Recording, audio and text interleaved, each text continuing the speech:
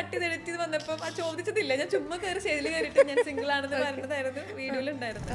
ഇതുകൊണ്ട് തന്നെ വീണ്ടും മേറിൽ കേട്ടല്ലേ ഉദ്ദേശിക്കുന്നത്. നമ്മൾ പോലും വിചാരിക്കാത്ത കുറെ കാര്യങ്ങളാണ് കമന്റ് സെക്ഷനിൽ വരാലോ. ഒരു മാട്രിമോണി സൈറ്റിലൊക്കെ പോയി ഞാൻ സിംഗിൾ ആണ് പ്ലീസ്, സത്യം പറഞ്ഞ് വിശ്വസിക്കുന്ന എനിക്കറിയില്ല. ഞാൻ ആ സിനിമ കാണാൻ പോയപ്പം എനിക്ക് കരച്ചിലൊന്നും തുടങ്ങി, പേടിച്ചിട്ട് ഞാൻ അവസാനം പിന്നെ മെല്ലോടെ ഇറങ്ങിപ്പോയി.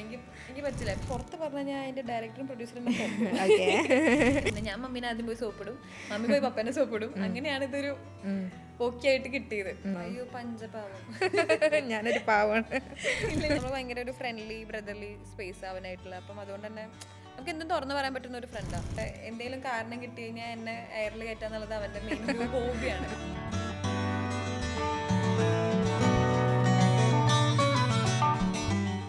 ഹായ് നമസ്കാരം, this is me Athira with Madison digital. Prakambana നായിക ശീതളാണ് ഇന്ന് നമ്മുടെ ഗസ്റ്റ് എത്തിയിരിക്കുന്നത്. Hi Sheethal. Hi, how are you? I am good, how are you? I am very fine. എന്തൊക്കെയാണ് പ്രകമ്പന വിശേഷങ്ങൾ? പ്രകമ്പനം ഇപ്പോൾ ഭയങ്കര ഹൗസ്ഫുള്ളായിട്ട് തിയേറ്റേഴ്സിൽ ഓടിക്കൊണ്ടിരിക്കുകയാണ്. ആൾക്കാർ ഭയങ്കര സപ്പോർട്ട് ചെയ്തിട്ട് ഇപ്പം എന്താ പറയുക, കുറച്ചും കൂടെ റെക്കഗ്നൈസേഷൻ കിട്ടി തുടങ്ങി. സോ പ്രൗഡാണ്, very happy to be part of this film. ഞാനിങ്ങനെ പ്രൊഫൈല് നോക്കിയപ്പോഴും ശ്രദ്ധിക്കുന്നത് ഫോട്ടോഗ്രാഫർ ആയിരുന്നു അല്ലേ? എങ്ങനെയാണ് സിനിമയിലേക്ക് വരുന്നത്? ആക്ച്വലി ഞാൻ പഠിച്ചത് മൾട്ടിമീഡിയ ആണ്. സോ എനിക്ക് വീട്ടിൽ പണ്ട് സിനിമ എന്ന് പറഞ്ഞു കഴിഞ്ഞാൽ കുറച്ച് ബുദ്ധിമുട്ടുള്ളതായിരുന്നു. അപ്പം പിന്നെ ആ സമയത്ത് നമ്മൾ എന്തെങ്കിലും പറഞ്ഞിട്ട് വരണം. പണ്ട് കോയമ്പത്തൂർ സിനിമേൻ്റെ ഹബ്ബ് പോലെയായിരുന്നു ഇപ്പം കൊച്ചി സിനിമേൻ്റെ ഹബ്ബ്. അപ്പം ഇവിടെ വീട് വിട്ട് കൊച്ചിയിലേക്ക് വരുന്നത് തന്നെ സിനിമ ചെയ്യാൻ വേണ്ടിയിട്ടാണ്. ഇവിടെ വരുമ്പോൾ എന്തെങ്കിലും ജോലി ചെയ്യേണ്ട. പിന്നെ പഠിച്ചത് മൾട്ടിമീഡിയ ആയതുകൊണ്ട് ഒരു ഇന്റേൺഷിപ്പ് ചെയ്ത് ഫോട്ടോഗ്രാഫർ എത്ര ഉള്ളൂ, അല്ലാണ്ട് വേറെ ഒന്നുമില്ല. പ്രകമ്പനത്തിന്റെ ഭാഗമാവുന്ന എങ്ങനെയാ? പ്രകമ്പനം ഞാൻ ആക്ച്വലി വള ചെയ്ത് കഴിഞ്ഞിരിക്കുന്ന സമയമായിരുന്നു. വള കഴിഞ്ഞിട്ട് ഞാൻ എൻ്റെ ഒരു ഷോർട്ട് ഫിലിം ഇറങ്ങിയായിരുന്നു, ബംബ്ലിംഗ് എന്ന് പറഞ്ഞിട്ടുള്ള ഒരു ഷോർട്ട് ഫിലിം. അപ്പം അത് കണ്ടിട്ട് പ്രൊഡക്ഷൻ്റെ സൈഡിൽ നിന്ന് ആദ്യം കോൺടാക്ട് ചെയ്തു. പിന്നെ വിജയ് ചേട്ടനും മീറ്റ് ചെയ്തു. ഒരു സ്ക്രിപ്റ്റ് റീഡിങ് സെക്ഷൻ ഉണ്ടായിരുന്നു. പിന്നെ ചെറിയൊരു ഓഡിഷൻ പരിപാടി ഉണ്ടായിരുന്നു. അങ്ങനെ ഓഡിഷൻ വഴിയാണ് പ്രകമ്പനത്തിലേക്ക് എത്തുന്നത് അല്ലേ? പ്രകമ്പനത്തിൻ്റെ ഒരു കാസ്റ്റ് നോക്കുകയാണെന്നുണ്ടെങ്കിൽ അമീൻ, സാഗർ സൂര്യ, അങ്ങനെ നമ്മളിങ്ങനെ ഗണപതി, നമ്മളിങ്ങനെ വാ ഫാക്ടർ അടിച്ചിരിക്കുന്ന ആളുകളുടെ ടീമിൻ്റെ കൂടെയാണ് വർക്ക് ചെയ്തത്. എങ്ങനെ ഉണ്ടായിരുന്നു ടീം വർക്കൊക്കെ? സാഗർ ആക്ച്വലി എൻ്റെ നാട്ടുകാരനാണ്, ഞാനും തൃശ്ശൂരിൽ നിന്നാണ്. പക്ഷെ നമ്മളിതുവരെ അങ്ങനെ കാണാനോ അല്ലെങ്കിൽ വർക്ക് ചെയ്യാനോ എന്നുള്ളൊരു ഇത് കിട്ടിയിട്ടില്ല. സാഗറായിട്ട് പിന്നെ നാട് സെയിം ആയതുകൊണ്ട് തന്നെ ആ ഒരു കംഫർട്ടബിൾ സ്പേസ് ഉണ്ടായിരുന്നു. പിന്നെ ഗണപതി നമ്മൾ ഓൾറെഡി അറിയാം, നമ്മൾ മുന്നേ ഫ്രണ്ട്സ് തന്നെയാണ്. അപ്പം ഗണപതിൻ്റെ കൂടെ വർക്ക് ചെയ്യാൻ പറ്റിയപ്പം കുറച്ചും കൂടെ രസമായി, നമുക്ക് അറിയുന്ന ഒരാളുടെ കൂടെ വർക്ക് ചെയ്യല്ലേ. പിന്നെ അമീൻ എന്ന് പറയുമ്പോൾ ഞാൻ അമീൻ്റെ ഒരു ഫാൻ ഗേൾ ആയിരുന്നു. എനിക്ക് അമീൻ്റെ റീൽസ് ഭയങ്കര ഇഷ്ടമാണ്. അമീൻ, അപ്പം ആ സമയത്ത് ആഷിർ അവരൊക്കെ വർക്കൊക്കെ ഭയങ്കര എനിക്ക് ഇഷ്ടം. അപ്പം ഞാൻ നമുക്ക് ഈ സ്ട്രെസ്സൊക്കെ അടിച്ചിരിക്കുന്ന സമയത്ത് ചുമ്മാ ചിരിക്കാൻ വേണ്ടിയിട്ട് കാണുന്ന റീൽസാണ് ഇവരുടെ. സോ അവൻ്റെ ഒക്കെ കൂടെ വർക്ക് ചെയ്യുമ്പം ആ സെയിം വൈബാണ്. നമുക്ക് ആദ്യത്തെ ഒരാഴ്ച കുറച്ചൊരു ഡിഫിക്കൽട്ടി ഉണ്ടായിരുന്നുവെങ്കിലും പക്ഷെ പോകെ പോകെ പിന്നെ അവർക്ക് വേറെ നിവൃത്തിയില്ല, അതിനെ സഹിച്ചേ പറ്റുള്ളൂ. പിന്നെ പോകെ പോകെ ഭയങ്കര നമ്മൾ നല്ല കമ്പനി ആയിട്ട് അങ്ങനെ പോയി. നമ്മൾ പ്രമോഷന്റെ വീഡിയോസ് ഒക്കെ നോക്കുമ്പോഴും കാണുന്നുണ്ട് അമീനായിട്ട് ഒരു അടിപൊളി കോംബോ. ഞാനൊരു വലിയ പ്രായ വ്യത്യാസമില്ല. അപ്പൊ പിന്നെ അവന് നമ്മുടെ സെറ്റിൽ തന്നെ എപ്പോഴും എന്തെങ്കിലും കാരണം കിട്ടി കഴിഞ്ഞാൽ എന്നെ എയറിൽ കയറ്റാന്നുള്ളത് അവന്റെ മെയിൻ ഒരു ഹോബിയാണ്. ഞാൻ എന്ത് പറഞ്ഞാലും അത് പിടിച്ചു കയറി എന്നെ മറ്റേ എന്താ പറയാ കളിയാക്കി കൊല്ലും. സോ നമ്മൾ ആ സെറ്റ് ഇപ്പൊ ഞാൻ ഈ നമ്മളൊരു ഇതുപോലെ പ്രസ് മീറ്റിങ്ങിന്റെ സമയത്തുള്ള വീഡിയോ ആയിരിക്കും ഉണ്ടാവില്ലേ, ഞങ്ങൾ ആക്ച്വലി പോസ്റ്റ് ആയിരുന്നു ആ മൊത്തം സീനിയർ ആർട്ടിസ്റ്റുകളല്ലേ. ഇപ്പൊ ഗണു ആണെങ്കിലും സാഗർ ആണെങ്കിലും എല്ലാവരും സംസാരിച്ചുകൊണ്ടിരിക്കും. അപ്പൊ നമ്മൾ രണ്ടുപേരും മറ്റേ എന്തൊക്കെ പറയാ മൊത്തം ക്യാമറ മുമ്പിൽ വെക്കാം, ചുമ്മാ ചിരിച്ചോണ്ട് എന്തെങ്കിലുമൊക്കെ പറഞ്ഞു ഞങ്ങൾ സംസാരിച്ചുകൊണ്ടിരിക്കുക, വേറെ എന്തൊക്കെയോ സംസാരിച്ചുകൊണ്ടിരിക്കുകയായിരുന്നു. അതാണ് ആ വീഡിയോ. ആക്ച്വലി എന്തൊക്കെയാ വീഡിയോസ് വരുന്നത്. ശീതളിന്റെ ക്യൂട്ട് എക്സ്പ്രഷൻ നോക്കി കമന്റ് നോക്കിയാലും കാണാം. ഇല്ല, പക്ഷെ നമ്മൾ ഭയങ്കര കംഫർട്ടബിൾ, നമ്മൾ ഭയങ്കര ഒരു ഫ്രണ്ട്ലി ബ്രദർലി സ്പേസ് ആവാനായിട്ടുള്ള. അപ്പം അതുകൊണ്ട് തന്നെ നമുക്ക് എന്തും തുറന്നു പറയാൻ പറ്റുന്ന ഒരു ഫ്രണ്ടാണ്.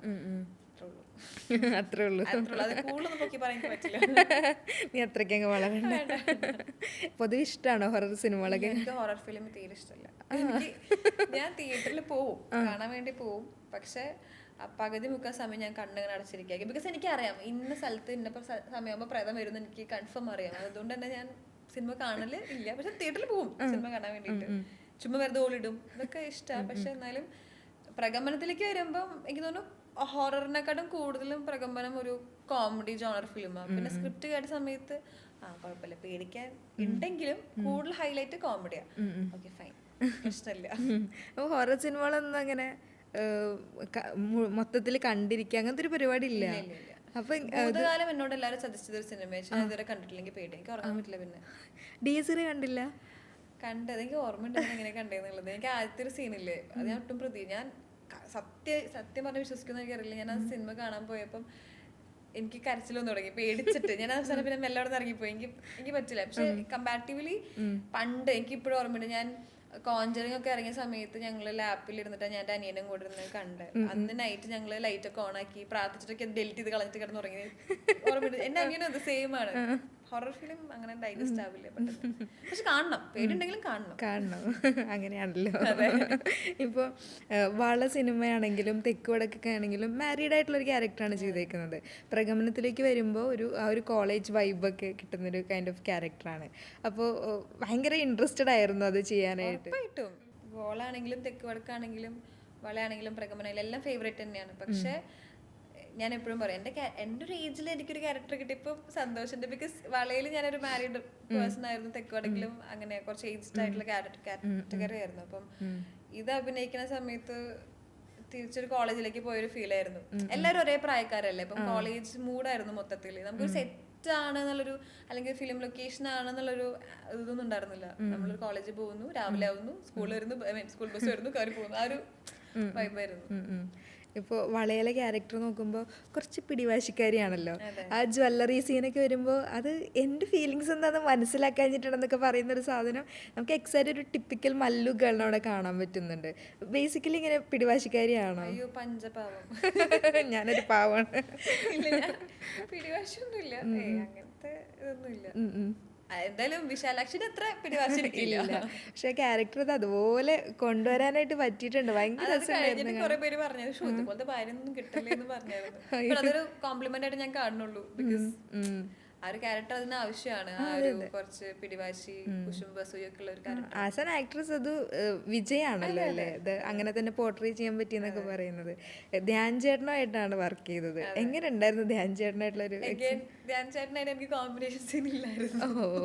ഞങ്ങള് എനിക്ക് സെറ്റിലെ എക്സ്പീരിയൻസ് അങ്ങനെ എന്തെങ്കിലും ഇല്ല. ധ്യാൻ ചേട്ടനായിട്ട് എനിക്ക് ഫിലിം ലൊക്കേഷനിലും സെറ്റിലും ഒന്നും ഞങ്ങൾ കണ്ടിട്ടില്ല. ഞങ്ങൾ പിന്നെ കാണുന്നത് പ്രൊമോഷന്റെ സമയത്താണ്. പ്രൊമോഷൻ സമയത്ത് ആസ് യൂഷ്വൽ എല്ലാവർക്കും അറിയുന്ന പോലെ തന്നെ ഭയങ്കര ഓപ്പൺ മൈൻഡ് ആയിട്ടുള്ള വളരെ കൂൾ വൈബുള്ള ഒരു മനുഷ്യൻ, ഭയങ്കര ഒരു പാവം മനുഷ്യൻ. അപ്പൊ പിന്നെ കുറച്ചുകൂടി കമ്പനി ആവാൻ പറ്റി. പക്ഷെ ആഗ്രഹിച്ചിരുന്നു കുറച്ചും കൂടി. ബാക്കി എല്ലാവരുടെ കൂടെ ഞാൻ കോമ്പിനേഷൻ ഉണ്ടായിരുന്നു. എനിക്ക് ചേച്ചിയായിട്ടും ശാന്തി ചേച്ചിയായിട്ടും എല്ലാവരായിട്ടും കോമ്പിനേഷൻ ഉണ്ടായിരുന്നു. കൂടുതലും ലുക്കുമായിട്ടായിരുന്നു കോമ്പിനേഷൻസ് ഉണ്ടായിരുന്നു. പക്ഷെ ബാക്കി ഇപ്പം ധ്യാൻ ചേട്ടൻ്റെ കൂടെ എനിക്കൊരു ചെയ്യണമെന്നുണ്ടായിരുന്നു, പക്ഷെ ഇല്ലായിരുന്നു.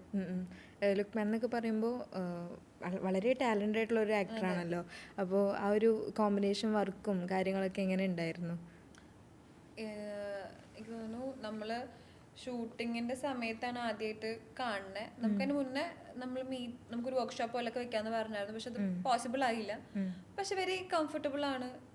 എൻ്റെ വൺ ഓഫ് മൈ ബെസ്റ്റ് ഫ്രണ്ടാണ് ലുക്കു. ഇപ്പം ആ സെറ്റിലും നമ്മൾ ഭയങ്കര കമ്പനി ആയിരുന്നു. അതുകൊണ്ട് തന്നെ എനിക്ക് അങ്ങനെ ഒരു എന്താ പറയാ, നല്ല സിങ്കായി പോയി. നമുക്ക് ചില സീനൊക്കെ എടുക്കുന്ന സമയത്ത് ഫ്രണ്ടായി പോയതിന്റെ പേരിൽ എനിക്ക് ചിരി വരുമായിരുന്നു. പക്ഷെ ഇറ്റ് വാസ് ഫൺ. നല്ല ഫ്രണ്ട്ലി ആയിട്ട് തന്നെ നമുക്കിത് ഹാൻഡിൽ ചെയ്യാനായിട്ട് പറ്റി.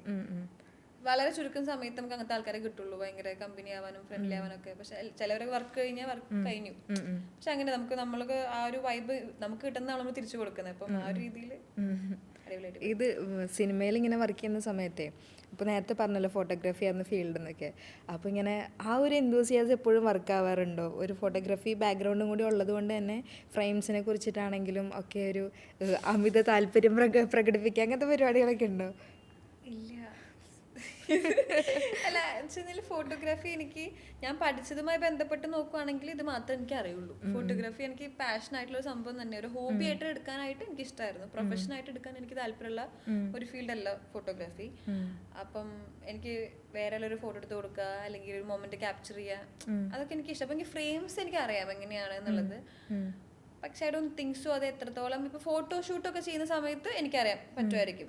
ആസ് ഇൻ എനിക്ക് ഇങ്ങനെ നിന്ന് കഴിഞ്ഞാൽ എൻ്റെ പ്രൊഫൈൽ നന്നായി വരും, അല്ലെങ്കിൽ ക്യാമറ ഇവിടെ വെച്ചാൽ എനിക്ക് നല്ല രീതിയിൽ കിട്ടും എന്നുള്ള ആ ഒരു കോൺഫിഡൻസ് എനിക്കുണ്ട്. പക്ഷെ മൂവിയിലേക്ക് വരുമ്പം I don't think so it's entirely different. Because നമ്മൾ എങ്ങനെ പോർട്രേറ്റ് ചെയ്യുന്നുള്ളത് നമ്മൾ മാത്രം വിചാരിച്ചിട്ട് കാര്യമില്ല. ലൈറ്റിങ്ങും ക്യാമറ DOP ഒക്കെ അതിന്റെ വലിയൊരു പാർട്ടാണ്.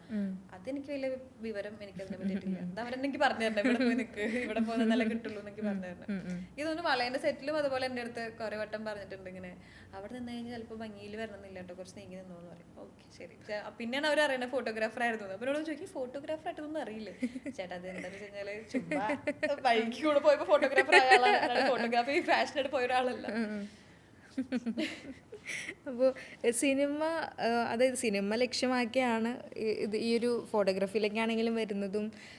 പിന്നെ വീട്ടിലാണെന്നുണ്ടെങ്കിലും സിനിമയോട് വലിയ താല്പര്യം ഉണ്ടായിരുന്നില്ല. അപ്പോൾ സിനിമ അത്ര വലിയ സ്വപ്നമായിട്ട് ഇങ്ങനെ ഉള്ളിൽ ചെറുപ്പം മുതലേ കൊണ്ടു നടക്കുന്ന ഒരാളാണോ? ചെറുപ്പം മുതലേ ഇല്ല, ഞാൻ എപ്പോഴും പറയാറുണ്ട് പഠിക്കാൻ കഴിവില്ല എന്ന് എനിക്ക് അറിയാവുന്നതുകൊണ്ട് തന്നെ ആ ഭാഗം ഞാൻ തിരിഞ്ഞു നോക്കിയിട്ടില്ല. എനിക്ക് പിന്നെയും കുറച്ചും കൂടെ എനിക്കിഷ്ടം ആർട്ട് ബേസ്ഡ് ആയിട്ടുള്ള കാര്യങ്ങളാണ്. എനിക്ക് ഡാൻസ് ഞാൻ ചെയ്യും, ഡാൻസ് കളിക്കുന്ന ഒരാളാണ്, ഡാൻസ് ഇഷ്ടമാണ്. അപ്പം പറയില്ല ഫോട്ടോഗ്രാഫി എനിക്ക് ഇഷ്ടം. അപ്പം എനിക്ക് തോന്നുന്നു കുറച്ചും കൂടെ എനിക്ക് ആ ഒരു ഇതാണ് കുറച്ചും കൂടിയും ആ സൈഡിലോട്ടാണ് ചായ്വ് കുറച്ചുകൂടി കൂടുതലുള്ളത്.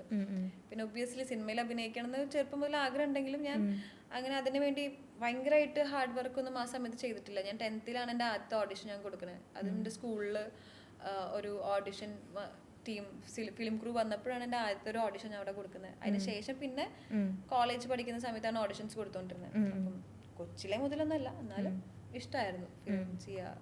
പക്ഷെ എനിക്ക് വിചാരിച്ച പോലെ തന്നെ കുഴപ്പമില്ലാണ്ട് കാര്യങ്ങൾ പൊയ്ക്കൊണ്ടിരിക്കുന്നത് കാണുമ്പോൾ സന്തോഷമുണ്ട്. ഷോർട്ട് ഫിലിമുകളിലൂടെയാണല്ലോ കടന്നു വരുന്നത്. അപ്പോൾ അത് തന്നെ ഷീത ശരിക്കും അഡ്രസ്സ് ചെയ്യപ്പെടുന്നു. അപ്പോൾ ആ ഒരു മൊമെൻ്റൊക്കെ എങ്ങനെയായിരുന്നു? അതായത് എല്ലാവരും ഒറ്റ ഷോർട്ട് ഫിലിം കൊണ്ടോ 2 ഷോർട്ട് ഫിലിം കൊണ്ടോ ഒന്നും ഇവിടെ ആളുകൾ അങ്ങനെ അഡ്രസ്സ് ചെയ്യപ്പെടുക, റെക്കഗ്നൈസ് ചെയ്യപ്പെടുക എന്നൊന്നുമില്ല.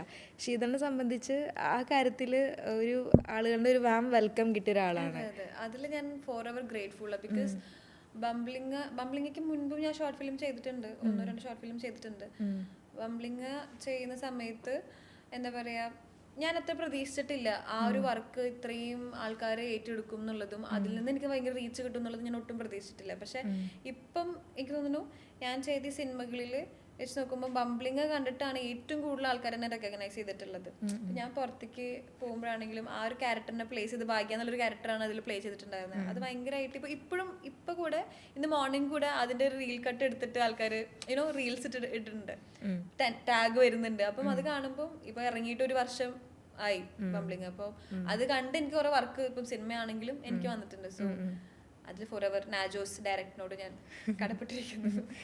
ഞാൻ ആക്ച്വലി ആദ്യം കാണുന്നത് ഈ ഒരു റീലായിരുന്നു. ഞാനിത് കണ്ടിട്ട് ഫാൻ ഗേൾ ആയതാണ്. ആക്ച്വലി എനിക്ക് എസ്തറ്റിക് വീഡിയോസ്, എസ്തറ്റിക് ഫോട്ടോഗ്രാഫി എന്നൊക്കെ പറഞ്ഞാൽ ഒത്തിരി ഇഷ്ടമാണ്.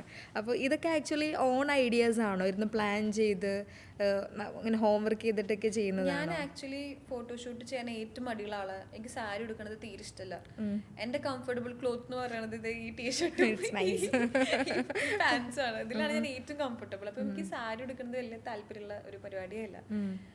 പൊതുവെ പറഞ്ഞ പെൺകോളത്തിൽ പുറത്തിറങ്ങാറുള്ള ഭയങ്കര കുറവാണ്. പണ്ടാണെങ്കിലും വീട്ടിൽ നിന്ന് എനിക്കിങ്ങനെ എന്നോട് ഇങ്ങനെ പറയായിരിക്കും, ഒന്ന് പൊട്ടൊക്കെ തൊട്ടൊന്ന് പുറത്തേക്ക് ഇറങ്ങ്.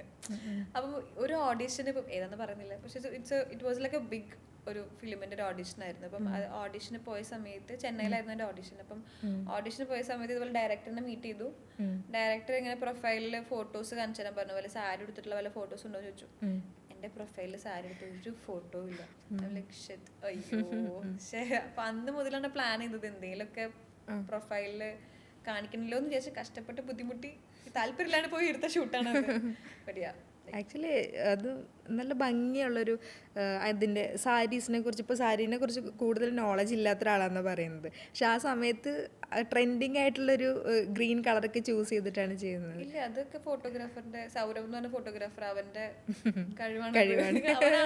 എല്ലാ ക്രെഡിറ്റും അത് അവനാണ്. ഞാൻ പോയി ഫ്രെയിമിൽ പോയി നിന്നു എന്നല്ലാണ്ട് അതിൽ വേറെ ക്രെഡിറ്റ് ഒന്നും എനിക്കില്ല. സാരീന്റെ സെലക്ഷൻ ആണെങ്കിലും ആ ഒരു ഫ്രെയിം ഒക്കെ ആ പുള്ളിന്റെ കഴിവ് മാത്രമാണ്. ഞാൻ ആക്ച്വലി കുറേ കാലമായി എയറിൽ പോയ ഒരാളെ നേരിട്ട് കാണണമെന്ന് വിചാരിക്കുന്നത്. എങ്ങനെ ഉണ്ടായിരുന്നു എയർ എക്സ്പീരിയൻസ്? ഇതുകൊണ്ട് തന്നെ വീണ്ടും മേറിൽ കേട്ടല്ലേ ഉദ്ദേശിക്കുന്നത്. അത് ആക്ച്വലി ഞങ്ങളൊരു പ്രൊമോഷന് പ്രഗമനത്തിന് തന്നെ പ്രൊമോഷന് പോയപ്പോൾ ഇതുപോലെ കോളേജിലാണല്ലോ നമ്മൾ പ്രൊമോഷന് കൂടുതൽ പോകുന്നത്. അപ്പം കോളേജ് പിള്ളേരുടെ വൈബ് അറിയാം, അവരിങ്ങനെ കുറെ ചോദ്യങ്ങൾ നമ്മുടെ അടുത്ത് ചോദിക്കും.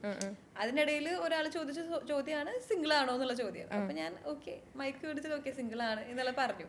പക്ഷെ വീഡിയോ കട്ട് ചെയ്ത് എഡിറ്റ് ചെയ്ത് വന്നപ്പോൾ ആ ചോദിച്ചതില്ല, ഞാൻ ചുമ്മാ കയറി സ്റ്റേജിൽ കയറിയിട്ട് ഞാൻ സിംഗിൾ ആണെന്ന് പറഞ്ഞതായിരുന്നു വീഡിയോയിൽ ഉണ്ടായിരുന്നത്.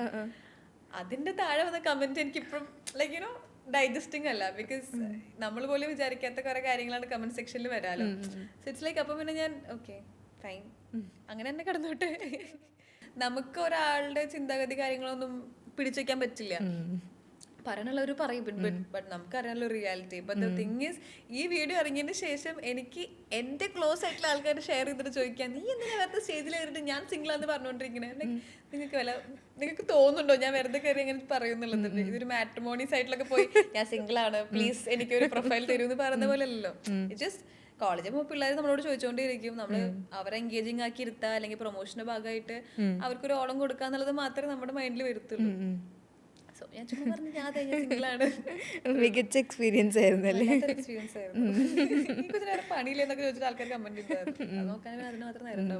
ഓ, കമന്റ് സെക്ഷൻ നോക്കിക്കഴിഞ്ഞാൽ കോമഡി അല്ലേ? 2 സിനിമ ചെയ്തിട്ടുള്ളൂ, ജാട കണ്ടില്ലേ എന്നുള്ള രീതിയിലൊക്കെയാണ്. പേടിയാ. അതുകൊണ്ട് നമുക്കിപ്പം എന്തെങ്കിലും സിറ്റുവേഷനിൽ നമ്മൾ റിയാക്ട് ചെയ്ത് കഴിഞ്ഞാൽ ആൾക്കാരത് എങ്ങനെ എടുക്കും എന്നുള്ളത് ഭയങ്കര ടെൻഷനുള്ള കാര്യമാണ്. നമുക്ക് നമ്മളായിട്ട് നിൽക്കാനായിട്ട് ചിലപ്പോൾ പറ്റിയെന്ന് വരില്ല. മിണ്ടാതെ ഉരിയാടാതെ ഒരു മൂലക്കിരിക്കുന്നു ശാന്തി. അപ്പോഴും പ്രശ്നം, മിണ്ടാണ്ടിരുന്നാലും പ്രശ്നം. കണ്ടില്ലേ മിണ്ടാണ്ടിരിക്കാൻ നോക്കെന്ന് പറയും. അതൊന്നും നമുക്ക് പിടിച്ചു വെക്കാൻ പറ്റില്ല, നമുക്ക് കിട്ടണമെങ്കിൽ കിട്ടും. തൃശ്ശൂർ ആണ് പഠനമൊക്കെ ഉണ്ടായിരുന്നത് അല്ലേ, എഡ്യൂക്കേഷനൊക്കെ? ഒരു തൃശ്ശൂരിൻ്റെ കൾച്ചർ എന്ന് പറയുമ്പോൾ ഞാൻ എല്ലാവരോടും ചോദിക്കുന്ന കാര്യമാണ്, തൃശ്ശൂർ എന്ന് പറയുമ്പോൾ സാംസ്കാരിക തലത്തിലൊക്കെ ഭയങ്കര ഡോമിനേറ്റിംഗ് ആയിട്ടുള്ളൊരു ജില്ലയാണ്. ആ ഒരു വൈബൊക്കെ എത്രത്തോളം ഇൻഫ്ലുവൻസ് ചെയ്തിട്ടുണ്ട് ശീതളുടെ? അതിന്റെ അർത്ഥം കൂടെ പറഞ്ഞിട്ട് മനസ്സിലായില്ല. സോറി. ഓക്കെ, ജെൻസി ആണല്ലേ? ആയിരിക്കും 97 മുതൽ ഇങ്ങോട്ട് ജെൻസി ആണെന്ന് എല്ലാവരും പറയും. ജെൻസി ആണ്. ഓക്കെ, സമാധാനം. ടെക്നിക്കലി സ്പീക്കിംഗ് ജെൻസി ആണെങ്കിലും ഞാൻ ജെൻസി വൈബുള്ള ഒരാളല്ല. പക്ഷെ ഈ പറഞ്ഞ കാര്യം എനിക്ക് മനസ്സിലായില്ല. ഒന്നുമില്ല, കൾച്ചറൽ വൈസൊക്കെ നോക്കിക്കഴിഞ്ഞാലും ആർട്ട് സൈഡ് നോക്കിയാലും തൃശ്ശൂരിന് എപ്പോഴും ഒരു വേറൊരു ഐഡന്റിറ്റി തന്നെയുണ്ട്. പൂരങ്ങളുടെ നാടാണെന്ന് ചോദിച്ചാൽ തൃശ്ശൂർ ഞാൻ പറയാം, പക്ഷെ ഞാൻ പൂരം ഞാൻ കണ്ടിട്ടില്ല ഇതുവരെ. ഈ പൂരങ്ങളുടെ ഇല്ല, തൃശ്ശൂർ പൂരം ഞാൻ ഇതുവരെ കണ്ടിട്ടില്ല. തൃശ്ശൂർ പൂരം കണ്ടിട്ടില്ല? ഇതെന്താ തൃശ്ശൂർക്കാരിയാണ്? അതിപ്പം ഓൾമോസ്റ്റ് ആരോട് ചോദിച്ചാലും അല്ല, ആ തൃശ്ശൂർ പൂരം സമയത്ത് ഭയങ്കര ക്രൗഡാണ്, നമ്മൾ വിചാരിക്കാൻ പറ്റാത്ത ക്രൗഡാ.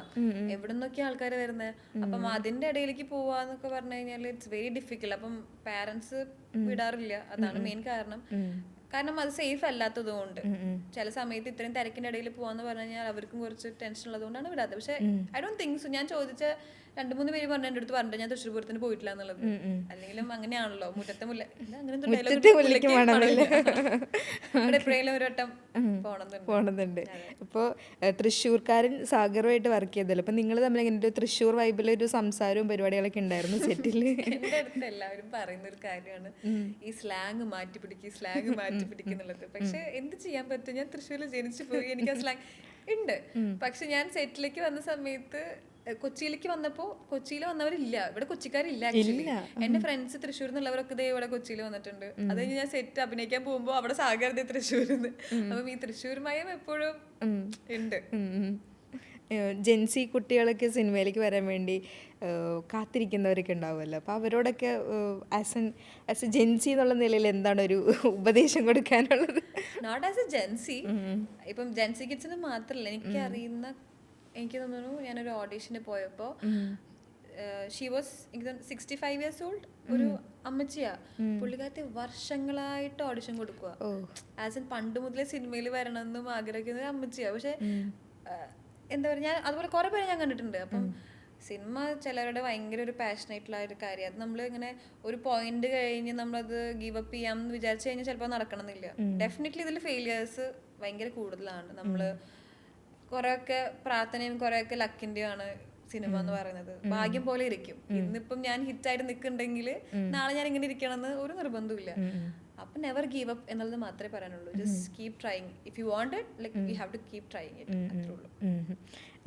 വേറൊരു കാര്യം, എനിക്ക് ആക്ച്വലി അങ്ങനെ ചോദിക്കണം എന്നില്ല, പക്ഷേ ഞാൻ ഇങ്ങനെ 1-2 ഇൻ്റർവ്യൂസും ഒക്കെ ടെക്സ്റ്റ് ഇൻ്റർവ്യൂ ഒക്കെ വായിച്ച കൂട്ടത്തിൽ ഇങ്ങനെ കണ്ടു, ഒരു ഇത്രയും ഹാപ്പി ആയിട്ടുള്ളൊരു മൊമെൻറ്റിൽ കൂടെ പോകുന്ന സമയത്ത് ഇൻ ബിറ്റ്വീൻ ആയിരുന്നു അമ്മയുടെ ഒരു ലോസ് വരുന്നത്. അപ്പോൾ അമ്മ സന്തോഷിക്കുന്നുണ്ടാവും. അമ്മ ആഗ്രഹിച്ചിട്ടുണ്ടോ ശീതളിന് ഇങ്ങനെ ഒരു ഫിലിം മൂവിയിൽ വരുന്നതിന്, ഒരു ഫ്രെയിമിൽ കാണുന്നതിനെ കുറിച്ചിട്ടൊക്കെ? എന്തായിരുന്നു അമ്മ? ഇപ്പം മമ്മി ഇപ്പം പോയിട്ട് എനിക്ക് തോന്നുന്നു 4 മാസേ ആയിട്ടുള്ളൂ. ലൈക്ക് കഴിഞ്ഞ സെപ്റ്റംബറിലാണ് മമ്മി പോയത്. അതും എൻ്റെ സിനിമ റിലീസ് കഴിഞ്ഞിട്ട് 2 ദിവസം കഴിഞ്ഞിട്ട്, ഞാൻ ലീഡായിട്ട് വരുന്ന ഫിലിം വളറിന്റെ റിലീസ് കഴിഞ്ഞ് 2 ദിവസം കഴിഞ്ഞപ്പോഴാണ് മമ്മി വിട്ടുപോയത്. സോ ബേസിക്കലി അതെന്താന്ന് വെച്ച് കഴിഞ്ഞാൽ മമ്മി ഒരു ഡാൻസറാ. മമ്മിക്കും ഈ പറഞ്ഞ മാതിരി ഭരതനാട്യം ഒക്കെ ഭയങ്കര ഉള്ള ഒരാളാണ്. കലോത്സവത്തിനൊക്കെ പണ്ടത്തെ വലിയൊരു പുള്ളിയായിരുന്നു. അപ്പോൾ എപ്പോഴും ഇങ്ങനെ എന്നോട് പറയാറുണ്ട്, എനിക്കൊന്നും ആവാൻ പറ്റിയില്ല. ഞാൻ ടീച്ചറാണ് മമ്മി, ആക്ച്വലി ഹിന്ദി ടീച്ചറാ. എന്നോട് ഇടയ്ക്കിടയ്ക്ക് ഇങ്ങനെ പറയാറുണ്ട്. അപ്പൊ ഞാൻ പറഞ്ഞു, എനിക്കിപ്പോ കണ്ടോ, ഇനിയിപ്പോ ഞാനായി കഴിഞ്ഞപ്പോ പറയാലോ എന്റെ ശീതളുടെ മമ്മിയാണ് മോളാണെന്നൊക്കെ പറയാലോ. അപ്പൊ ഞാൻ ആക്ച്വലി സിനിമയ്ക്ക് വരണം എന്ന് ആഗ്രഹിച്ച സമയത്ത് മമ്മിക്ക് അങ്ങനെ പ്രശ്നം ഉണ്ടായിരുന്നില്ല. മമ്മിക്ക് ഇഷ്ടമുള്ള കാര്യമാണ് സിനിമ ചെയ്യാ ഒക്കെ. അപ്പം പപ്പയ്ക്കാണ് കുറച്ചൊരു വേണ്ട എന്നുള്ളൊരു ഇതുണ്ട്. ബിക്കോസ് എൻ്റെ ഫാമിലി ഒരു ഫിലിം ബാക്ക്ഗ്രൗണ്ട് ഉള്ള ഒരു ഫാമിലി അല്ല. പിന്നെ ഞാൻ മമ്മീനെ ആദ്യം പോയി സോപ്പിടും, മമ്മി പോയി പപ്പേനെ സോപ്പിടും. അങ്ങനെയാണ് ഇതൊരു ഓക്കെ ആയിട്ട് കിട്ടിയത്. പിന്നെ സിനിമ ചെയ്യുമ്പോൾ എന്താ പറയാ, സിനിമ തന്നെ ചെയ്യണമെന്നില്ല. ഞാനിപ്പോൾ ഒരു ചെറിയ, ഇപ്പോൾ നേരത്തെ കണ്ട ഫോട്ടോഷൂട്ട് ആണെങ്കിലും അല്ലെങ്കിൽ ഞാൻ എന്തെങ്കിലും ചെറിയൊരു ആഡ് ചെയ്താൽ മതി മമ്മിക്ക്. നെക്സ്റ്റ് ഒരു 1 വീക്ക് ഫുൾ വാട്സപ്പിൽ സ്റ്റോറി, ഫേസ്ബുക്കിലെ പോസ്റ്റ് മൊത്തം ഞാനാ. അന്നത്തെ താരം ഞാനായിരിക്കും. അപ്പൊ എനിക്ക് ഭയങ്കര ആഗ്രഹം ഉണ്ടായിരുന്നു, ലൈക്ക് യുനോ ഈ വാട്സപ്പ് എന്താ പറയാ ആഡിലും അല്ലെങ്കിൽ ഈ ഷോർട്ട് ഫിലിം ഒതുങ്ങി നിൽക്കാതെ എപ്പോഴെങ്കിലും ലൈക്ക് യുനോ ഒരു നല്ലൊരു മൊമെന്റിൽ അത് സ്റ്റോറി ഇടുക, അത് ഷെയർ ചെയ്യുക, അതെങ്കിലും അതിന് പറ്റണം എന്നൊരു ആഗ്രഹം എനിക്കുണ്ടായിരുന്നു. പിന്നെ ഞാൻ 10th ഞാൻ നേരത്തെ പറഞ്ഞല്ലോ പഠിക്കാൻ ഭയങ്കര അടിപൊളിയായിരുന്നു. അന്ന് മമ്മി ടീച്ചറാണ്. മമ്മീന്റെ സ്കൂളും എന്റെ സ്കൂളും ഏകദേശം നമ്മളത് ഓൺ ചെയ്യണ്ടേ, ഓക്കെ. അപ്പൊ മമ്മീന്റെ സ്കൂളും എന്റെ സ്കൂളും ഏകദേശം എടുത്താം. അപ്പം ടീച്ചേഴ്സ് എപ്പോഴും കണക്റ്റഡ് ആയിരിക്കുമല്ലോ. ടീച്ചറിന്റെ കുട്ടിയാണ് ഞാൻ, ടീച്ചറിന്റെ അങ്ങനത്തെ ഒരു ക്യാരക്ടർ ഉണ്ടല്ലോ.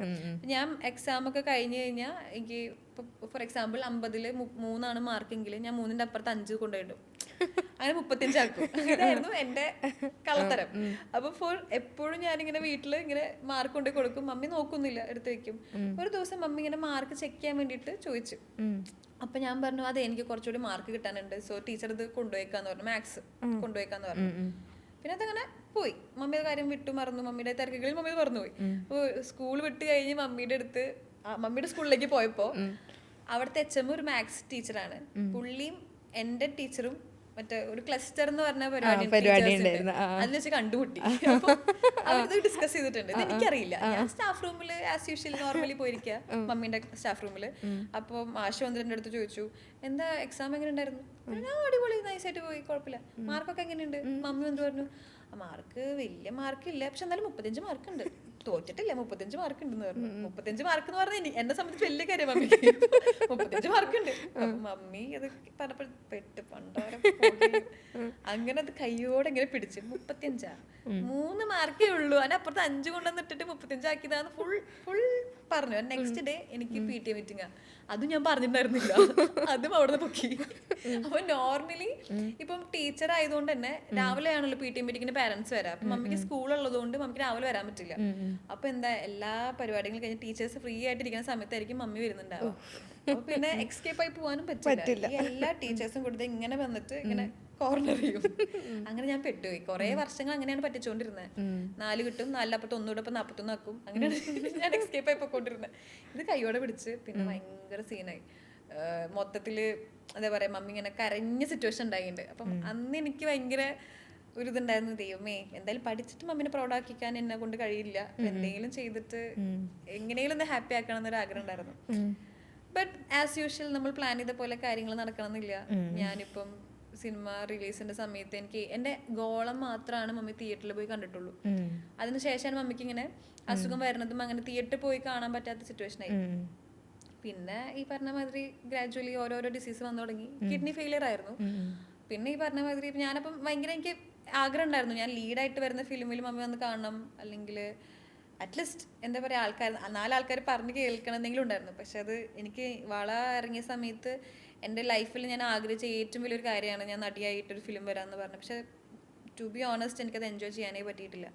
ലൈക്ക് റിലീസിൻ്റെ സമയത്താണെങ്കിലും ബാക്കി എന്തായാലും പ്രൊമോഷന് പോകാണ്ടിരിക്കാൻ പറ്റില്ല, ചിരിച്ച മുഖത്തോടു കൂടി പോകണം. പക്ഷെ ആ സമയത്ത് എൻ്റെ മമ്മി ഹോസ്പിറ്റൽ ICUവില്ല. അപ്പം that was like something very thing. പക്ഷെ എനിക്ക് ഇതിനെ കൂടുതൽ ഇനി എനിക്കൊന്നും വരാനില്ല. അതുകൊണ്ടാണ് ഞാൻ എൻ്റെ മൊത്തത്തിൽ ഞാൻ സേഫ്. ഇനിയിപ്പോൾ എന്നെ ആരും എന്ത് തളർത്തിയാലും എനിക്ക് പ്രശ്നമില്ല. ബിക്കോസ് അത്രയും വിഷമമൊന്നും ഇനി ഒരിക്കലും എനിക്ക് കിട്ടാൻ പോകുന്നില്ല. ഇപ്പം ഈ സിനിമ ഹിറ്റ് ആയപ്പോഴും I can feel the presence. Like ഞാൻ പറഞ്ഞില്ലേ, ഇപ്പം 2026 വലിയ കുഴപ്പമില്ലാണ്ട് പോകുന്നുണ്ട്. അതൊക്കെ മേ ബി പ്രാർത്ഥനേന്റെ ആയിരിക്കും. അല്ല, പഠിപ്പ് മാത്രമല്ലല്ലോ, പഠിപ്പ് is important for sure, it's important. പക്ഷെ at most being a good person is what I like, you know, ഞാൻ പറയത്തുള്ളൂ. Like be a good person, then later go focus on your, you know, studies, whatever. നല്ലൊരു മനുഷ്യനായിരുന്നു കഴിഞ്ഞ് തന്നെ മനുഷ്യന് സമാധാനം കിട്ടും. ആരും ഉപദ്രവിക്കാതിരിക്കാതെ ചിരിപ്പിക്കാൻ പറ്റുകയാണെങ്കിൽ അത്ര നല്ലത്. പിന്നെ നമ്മുടെ നാട്ടിലെന്നല്ല വീടുകളിലൊരു സംഭവം ഉണ്ടല്ലോ, ലൈക്ക് ആർട്ടിനെ അങ്ങനെ പ്രൊമോട്ട് ചെയ്യുന്നത് ഭയങ്കര കുറച്ച് കുറവാണ്. പഠിത്തം വെച്ച് നോക്കുമ്പോൾ സ്പോർട്സ് ആണെങ്കിലും ആർട്സ് ആണെങ്കിലും കുറച്ച് കുറവാണ്. പക്ഷെ എല്ലാത്തിനും അതിൻ്റെതായ വാല്യൂ ഉണ്ട്, അതിൻ്റെതായ ഇപ്പം നമുക്ക് ഇഷ്ടമുള്ളത് ചെയ്ത് കഴിഞ്ഞാൽ തന്നെ നമുക്ക് ഭയങ്കര ഹാപ്പി ആയിരിക്കും, ഹാപ്പി ആയിട്ടിരിക്കുക. ഇനി വരുന്ന സിനിമകൾ എന്തൊക്കെയാണ്? പുതിയ പ്രൊജക്റ്റ് ഒക്കെ വരുന്നുണ്ട്? അത് എനിക്ക് പുറത്ത് പറഞ്ഞാൽ ഞാൻ അതിന്റെ ഡയറക്ടറും പ്രൊഡ്യൂസറും ആക്ച്വലി അത് ഞാൻ പറയുന്നില്ല. ഇത് നല്ലൊരു വലിയൊരു പ്രൊജക്റ്റ് ആണ്. അത് എന്തായാലും ജൂണിലാണ് അതിന്റെ ഷൂട്ട് സ്റ്റാർട്ട് ചെയ്യുന്നത്. പിന്നെ 2-3 വരുന്നുണ്ട്, ഡിസ്കഷൻസ് ഒക്കെ വരുന്നുണ്ട്. അത് പ്രകമ്പനത്തിന്റെ തന്നെ ഒരു ആഫ്റ്റർ എഫക്റ്റ് ആയിട്ട് ഞാൻ കാണുന്നത്. അതിന്റെ 2-3 പടങ്ങൾ പ്രൊജക്ട് വരുന്നുണ്ട്. ഒരെണ്ണം ഞാൻ കമ്മിറ്റ് ചെയ്തു, അതാണ് ജൂണിൽ ഷൂട്ട് സ്റ്റാർട്ട് ചെയ്യാൻ പോകുന്നത്. പ്രകമ്പനം സെക്കൻഡ് പാർട്ടിന് സാധ്യത ഉണ്ടോ? അതെനിക്ക് ആഗ്രഹമുണ്ട്. ബിക്കോസ് അത് അങ്ങനെയാണ് നിർത്തിയേക്കുന്നത്, അതൊരു എൻഗേജിങ് ആക്കിയിട്ടാണ് നിർത്തിയേക്കുന്നത്. പക്ഷെ I don't think so. May be നല്ല രീതിയിൽ റെസ്പോൺസ് കിട്ടി, ആൾക്കാർക്ക് അത് വേണം എന്നുള്ള ഒരു സംഭവം ഉണ്ടെങ്കിൽ എന്തായാലും റൈറ്ററും ശ്രീഹരി, ഡയറക്ടർ വിജയശേഖരൻ അത് ചെയ്യുമായിരിക്കും. അതിലെന്നെ വിളിക്കണമല്ലോ. എന്തായാലും സെക്കൻഡ് പാർട്ട് വരട്ടെ, അതിനുവേണ്ടി ഞാൻ പ്രാർത്ഥിക്കാം. എന്തൊക്കെയാണ് ഇതൊന്നും അല്ലാത്ത പ്ലാൻസ്? എന്തൊക്കെയാ സിനിമ അല്ലാതെ ഉള്ള എന്തെങ്കിലും പ്ലാനും പരിപാടികളൊക്കെ ഉണ്ടോ? സിനിമ അല്ലാണ്ട് വേറെ പ്ലാൻ ഒന്നുമില്ല. സിനിമയാണ് plan. Plan C, plan B ഒക്കെ സിനിമയാണ്. Everything is cinema. Other than that എനിക്ക് ഇഷ്ടമുള്ള കാര്യം എന്ന് പറയുകയാണെങ്കിൽ ഐ ലവ് ടു ട്രാവൽ ചെയ്യാൻ ഇഷ്ടമാണ്. ബട്ട് വൺസ് ഒന്ന് സെറ്റിൽ ആയി കുറച്ച് ഇതല്ല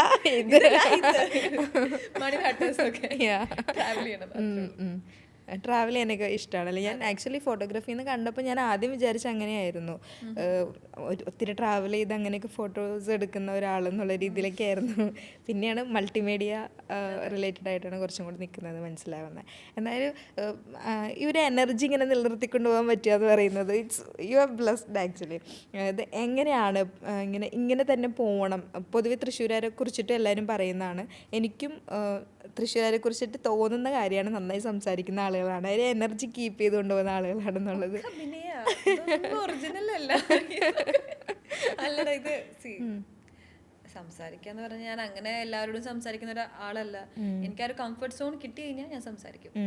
അല്ലാതെ ചില സമയത്ത് എനിക്ക് കുറച്ചിങ്ങനെ എനിക്ക് സംസാരിക്കാൻ കുറച്ച് ബുദ്ധിമുട്ടുണ്ടാവും. പക്ഷെ എനിക്ക് അതെ ശരിയാണ്, ചിലവര് ഭയങ്കരമായിട്ട് സംസാരിക്കുന്ന ആൾക്കാരെ ഞാൻ തൃശ്ശൂരിൽ നിന്ന് കണ്ടിട്ടുണ്ട്. എല്ലാവരും അങ്ങനെയില്ല, ഞാനതിലില്ല. സംസാരിക്കും, എന്നോട് ഇങ്ങോട്ട് വന്ന് സംസാരിച്ചു കഴിഞ്ഞാൽ ഞാൻ അങ്ങനെ മിണ്ടാണ്ട് പോകുന്നില്ല, സംസാരിക്കും. അപ്പോൾ പ്രകമ്പനത്തിൻ്റെ സന്തോഷമൊക്കെ ആയിട്ട് ഇങ്ങനെ ഇരിക്കുകയാണ്. ഇനിയും കുറേ സിനിമകളും പരിപാടികളൊക്കെ ആയിട്ട് വരട്ടെ എന്ന എല്ലാവിധ വിശ്വാസം തരുന്നു. All the best for your future. And നേരത്തെ പറഞ്ഞ പോലെ തന്നെ she is watching U. Thank you so much.